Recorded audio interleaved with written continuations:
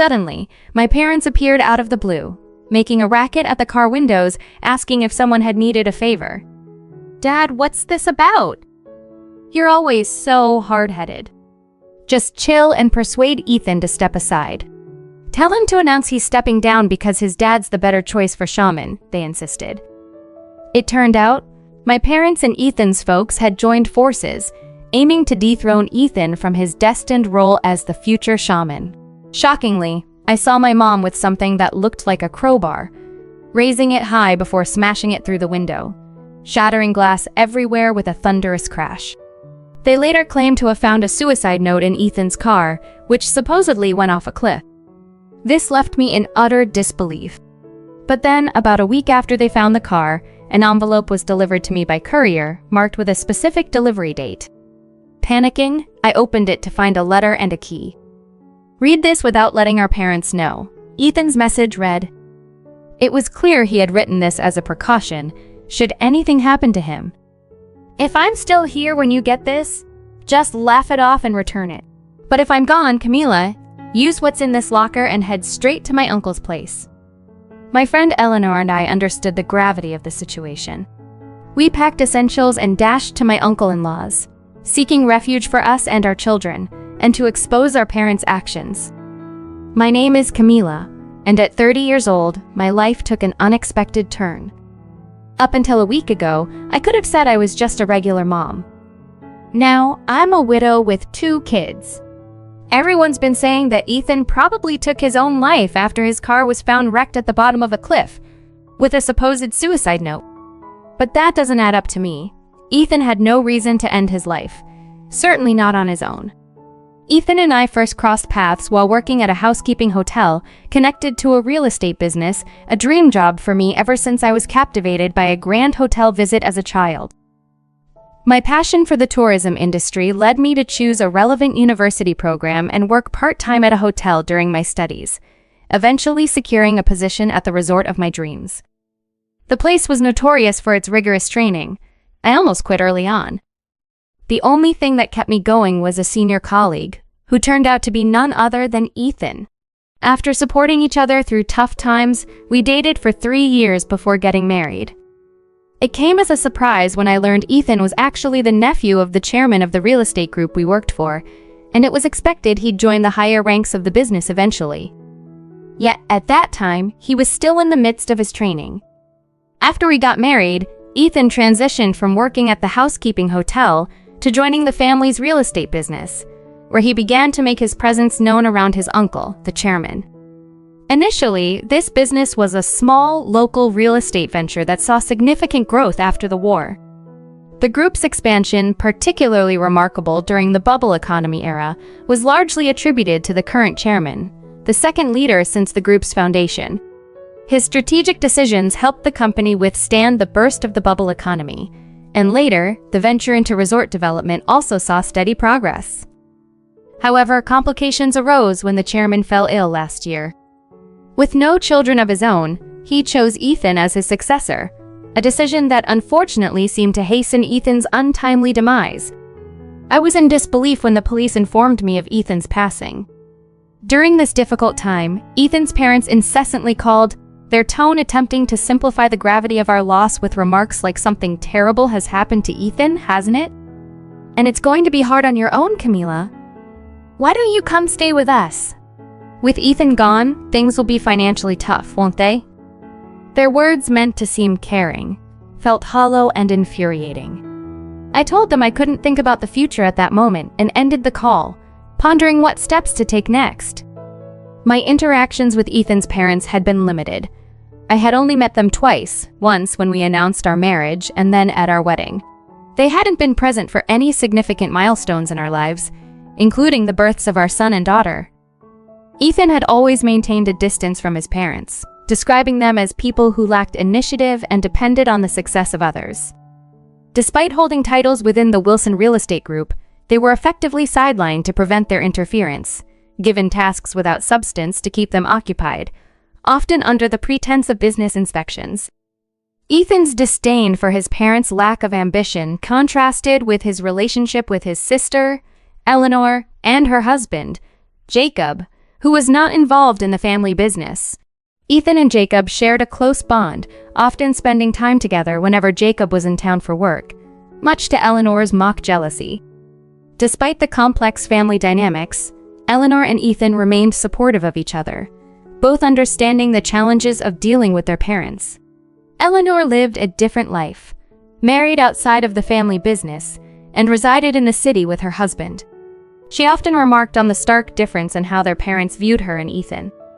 While she could distance herself from the family's issues, Ethan, being involved in the business, bore the brunt of their parents' resentment and expectations. This created a divide within the family, with Ethan and Eleanor navigating their paths while dealing with the legacy and expectations of the Wilson Real Estate Group. Indeed, my relationship with my parents hasn't always been smooth. As a child, being their only daughter, I felt cherished to a certain extent. However, their true intentions surfaced during my college years when they suddenly demanded I drop out and return home. The reason? A marriage proposal from the son of a well-known local family. A proposal they were eager to push me into for their own gain. Their expectations shattered my perception of them. It became clear they were raising me with the hope of benefiting from me someday. When I stood my ground and refused to return, they cut off financial support for my tuition and living expenses, thinking it would force my hand. But I didn't give in. Determined to continue my education, I sought advice from a professor and explored every possible avenue to stay in college. Scholarships took care of my tuition, but living expenses were a bigger challenge. I moved to a cheaper apartment, sold what I didn't need, and balanced my studies with multiple part-time jobs. My life became a cycle of work, study, and brief rests, a routine that eventually led to my meeting Ethan and finding employment. When Ethan and I married, my parents surprisingly expressed joy, contrasting sharply with their earlier actions. Ethan, suspecting they were pleased only because of his ties to the affluent real estate family he belonged to, initially doubted their motives. Their true colors showed again at the births of our children, Wyatt and Kinsley.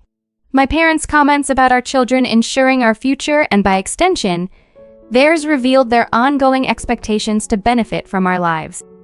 Ethan's uneasy reaction mirrored my own. We were both all too familiar with the weight of parental expectations. Despite these challenges, Ethan and I navigated our way through. His income allowed us the option of hiring help, but without trustworthy family members, we chose to manage independently. Our experience with our parents, both sets equally opportunistic, taught us to be cautious. It fortified our resolve to raise our children in a loving, self-sufficient home, far from the manipulative tactics we'd both endured. Last year brought unexpected turmoil when the chairman, usually a picture of health in his 70s and an advocate for regular exercise, suffered a health scare. Despite his good health habits and no warning signs, a dormant issue arose. A blood clot in his brain, stemming from a head injury in his youth, suddenly became a critical threat. Emergency surgery was necessary, and while it was successful with a positive prognosis, the incident shook the foundation of the company. It revealed a glaring oversight, the lack of a designated successor, a decision delayed perhaps by the chairman's confidence in his own health and capacity to lead. The realization that the company needed to plan for the future became urgent. The chairman, having no children, faced a dilemma in choosing his successor. During his recovery, he nominated Ethan, a decision that seemed logical to many within the company who were familiar with Ethan's qualifications and leadership training. However, this decision was not universally accepted, particularly by my in-laws, who saw themselves as more deserving due to their closer familial ties to the chairman. Confronting the chairman during his recovery, they argued that Ethan was too inexperienced and that they were better suited for leadership.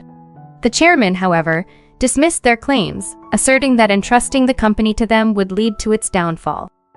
He stood by his choice of Ethan, explaining his decision with clarity. This did not quell the discontent.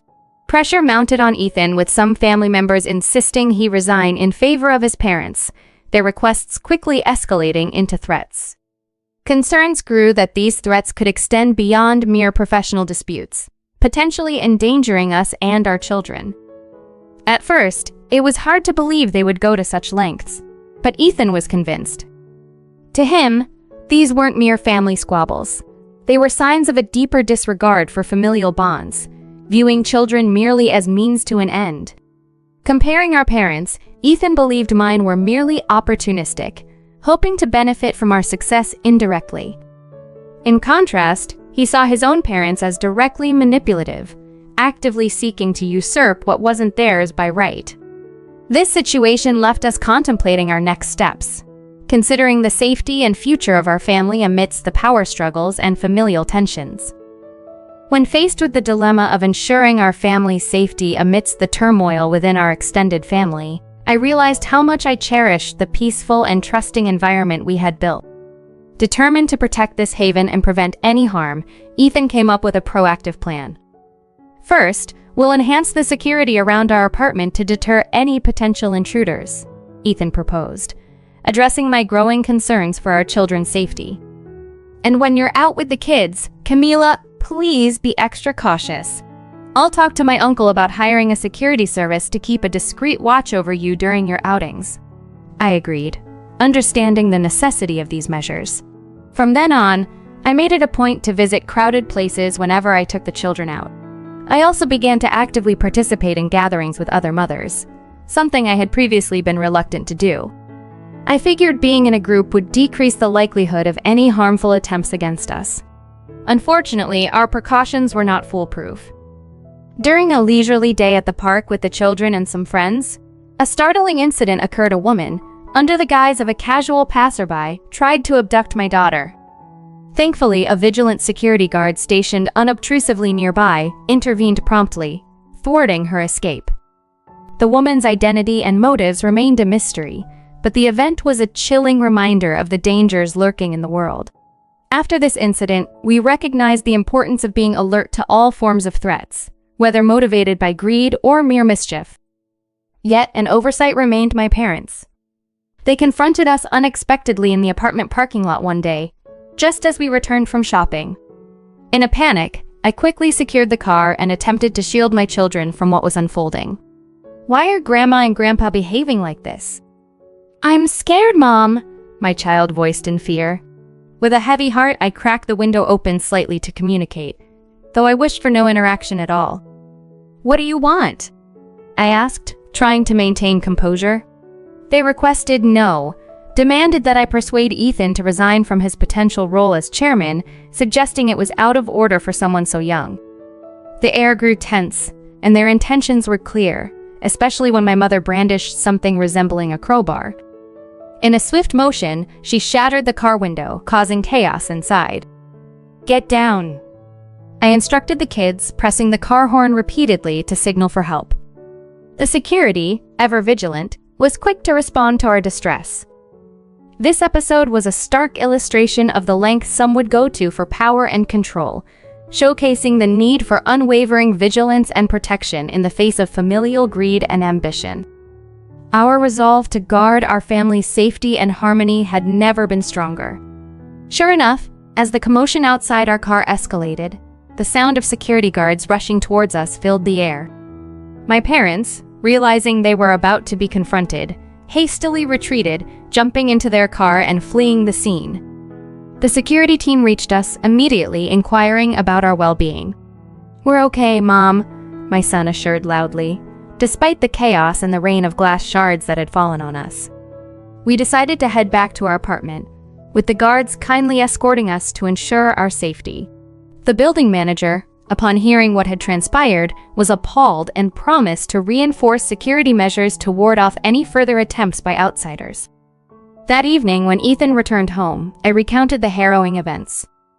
We speculated that my parents had been enticed into this scheme with the lure of influential positions should they succeed in their mission. It's distressingly clear we're dealing with unscrupulous characters, Ethan concluded, pondering our next steps. The decision was made to seek refuge with Ethan's uncle, at least temporarily, for the safety of our family. In addition, Ethan reached out to Eleanor, believing that there was strength in numbers and hoping her presence would offer additional support. Eleanor agreed without hesitation, underscoring the situation's gravity.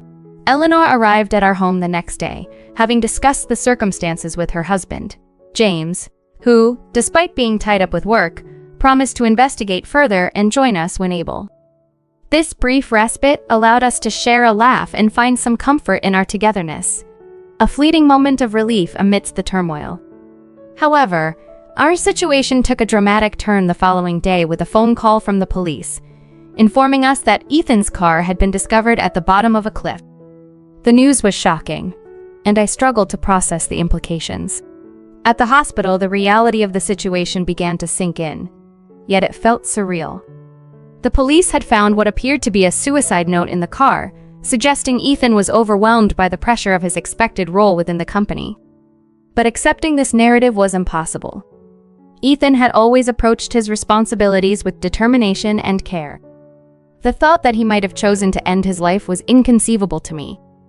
Eleanor, sensing my disbelief and distress, stepped in to communicate with the authorities on our behalf. In the days that followed, as we navigated the aftermath of the tragedy, the support of family, both given and received, became our anchor. Despite the uncertainties and the heartbreak of losing Ethan, we were determined to uncover the truth, refusing to accept the initial conclusions drawn by others. The journey ahead was daunting, but we were resolved to face it together, seeking justice and clarity in Ethan's memory. During our journey, I have vague memories of what transpired next. The local television news reported the incident's details were still murky, leaving open the question of whether it was an accident. The finding of a note suggesting suicide made it seem more deliberate. Overwhelmed with frustration, I turned the television off, only to meet the worried gazes of my children. "Mom, when will Daddy be back?" asked my 8-year-old son, with my 5-year-old daughter echoing his sentiment. Both had been on a break from school and kindergarten, a pause for which I was thankful, especially since Eleanor had been our rock during this ordeal. It felt as though a fog had enveloped my mind, distancing me from the present. About a week after the car was discovered, we received an envelope, delivered precisely on a specified date, addressed to me. Eleanor, noticing my bewildered state, handed it over. "It's from Ethan," I realized with a start. My hands shook as I hastily opened it, finding a letter and a key inside. The message instructed to keep its contents secret from our parents, a needless reminder, yet it underscored the seriousness. Ethan had prepared this should anything happen to him, advising me to take whatever was in the specified locker and flee immediately. Eleanor and I exchanged worried looks before acting quickly, packing only essential items and herding the children into Eleanor's car. My vehicle had been out of commission since the incident, and I lacked the confidence to drive a loaner to my uncle's in another state. "Leave the driving to me, but wear a hat and a mask," Eleanor said reassuringly, managing a smile. We drove directly, tension our constant companion, until we reached our safe haven in the next state. Upon our arrival, we were greeted by the sight of Ethan's uncle's house, a sanctuary we hoped would be secure from any lingering threat. After informing Ethan's uncle of our approach, we hurriedly moved from the car to the house, greeted by both the chairman and his wife, who were expecting us. "You've had a long journey," they sympathized, revealing Ethan had made arrangements for our protection and eventual refugee here.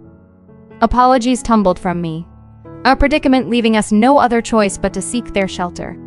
Inside the grand home, my children marveled at the new surroundings as we were ushered into a living room, radiating calm and warmth. The chairman's wife had snacks brought for the kids, ensuring they stayed close in these uncertain times. Despite the dire circumstances that led us here, their kindness was a beacon of hope, reminding us of the strength found in unity and the unwavering support of family. The topic we were about to delve into was not suitable for the ears of my children. The man in question had long been a source of concern, deemed corrupt at his core.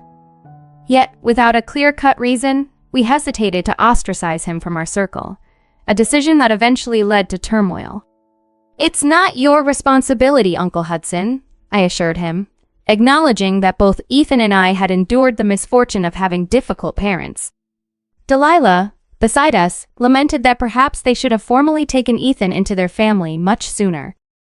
In a moment of resolve, Uncle Hudson declared, "We need to contact the attorney immediately." His sudden urgency caught me off guard. "Uncle Hudson?" I inquired, to which he firmly expressed his intention to prevent the children from facing a fate similar to Ethan's. Following Ethan's passing, his body was taken to the chairman's home for a private funeral and a commemorative service held by the company. I participated in the ceremony alongside my children, serving as the primary mourner. Disappointingly, my parents also attended, unashamedly occupying seats designated for close family members. Ethan's supervisors and co-workers present at the service were visibly moved, reflecting on his potential and contributions to the company. "Thank you. Ethan would have appreciated your words," I responded, though my heart ached with loss. The deep affection and respect from his colleagues contrasted sharply with the neglect from his own parents. Following the service, the chairman convened a meeting at his residence, inviting family members, in-laws, and company executives. The extensive gardens and halls brimmed with attendees when suddenly James, Eleanor's husband, made a hurried entrance. Apologizing for his delay, he explained his concurrent attendance at both the memorial and the general meeting was a challenge he managed to overcome. With a smile, he presented a set of documents and a USB drive, previously retrieved from a locker Ethan had indicated, which we had asked Jacob to duplicate and send to our lawyer for safety. Ensuring the originals were now safely with us, I affirmed their importance. The general meeting commenced shortly after, with the chairman addressing the attendees about the unfortunate event and the loss of Ethan, who'd been viewed as a future leader within the company. As he concluded his narrative, the chairman was on the verge of introducing a significant new development, signaling a pivotal moment and possibly setting the course for future actions in response to the tragedy. In the wake of a heartbreaking turn of events, the chairman confessed to a regret. He beckoned me and my two children, Wyatt and Kinsley, to come closer. My kids, dwarfed by the surrounding adults, looked terrified, almost to the point of tears. I tried to comfort them with hushed assurances that everything would be okay. The chairman then announced his decision to appoint Wyatt and Kinsley, Ethan's children whom he had adopted, as his new successors. The room filled with murmurs of surprise at his declaration. The news, understandably, shocked many, as the chairman posited that the tragedy unfolded because Ethan was only seen as a nephew, not a son. This statement drew everyone's attention to my in-laws, sparking a tense exchange. Accusations about Ethan's supposed suicide and the pressures he faced were thrown into the conversation, alongside defensive remarks about the newly appointed successors not facing the same pressures because they were now seen as the chairman's grandchildren. In a dramatic turn, the chairman asserted that Ethan did not die by suicide, contradicting the belief that a suicide note had been found. This revelation caused a stir among the attendees. James, then stepping forward, clarified that no such information had been leaked by the police, undermining the assumptions made by some family members about the nature of Ethan's death. Revealing his identity as a detective, Jacob debunked the misinformation circulating about the suicide note and the circumstances of Ethan's death. The shock of his police badge reveals silence to any lingering skepticism, especially from those unaware of his profession. This surprise was a testament to the distance within the family, as even Eleanor remarked on the lack of communication and interest from her family in James's work. Jacob continued, providing crucial details about the investigation into Ethan's car, which had been found at the bottom of a cliff. The police had discovered early on that the brakes had been tampered with, suggesting foul play. He detailed Ethan's actions on the day of the incident, from securing items in a locker to sending a letter to Camila, during which the brake tampering likely occurred. Yet the critical failure of the brakes only manifested later, as Ethan made his way to this house. This unfolding story shifted the narrative from one of presumed personal despair to a chilling account of deliberate sabotage, altering the perspectives of everyone involved and shining a new light on the tragedy that had befallen Ethan. On a road known for its twists and turns, a sinister event unfolded. This road, as many voiced in agreement, was particularly narrow in places, a common trait in less populated areas. Caught in an emergency due to another's reckless driving, Ethan likely discovered too late that his brakes had been sabotaged, leading to his tragic accident. Though the details were initially shared with a sense of vagueness, the underlying truth was unmistakable to all present. James, with a comforting smile, shared that the police had identified the erratic driver through Ethan's dashcam footage, leading to their arrest. The plot thickened when it was revealed that this driver was merely a pawn, a hired individual, and investigations were now focused on finding the person who had employed them. However, Jacob then shifted the focus to Anthony, unveiling a separate issue of embezzlement that had been brewing for years. Ethan had been discreetly gathering evidence on this, which was now being brought to light. As if on cue, projectors illuminated the room, displaying documents and evidence of Anthony's financial misdeeds. The room's atmosphere shifted dramatically as police officers entered to make the arrest, not just for embezzlement, but also for plotting against Ethan. My parents, caught in the web of their actions, attempted to stand, only to be faced with their own set of charges, vandalizing a vehicle in what they dismissively called a family matter.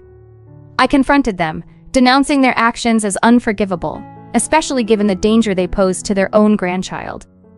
With resolve, I declared them strangers to me, highlighting the gravity of their betrayal. The aftermath saw my in-laws admitting to their conspiracy against Ethan during their interrogation, leading to additional charges against them. My parents faced consequences for property damage and their complicity in the broader scheme against Ethan.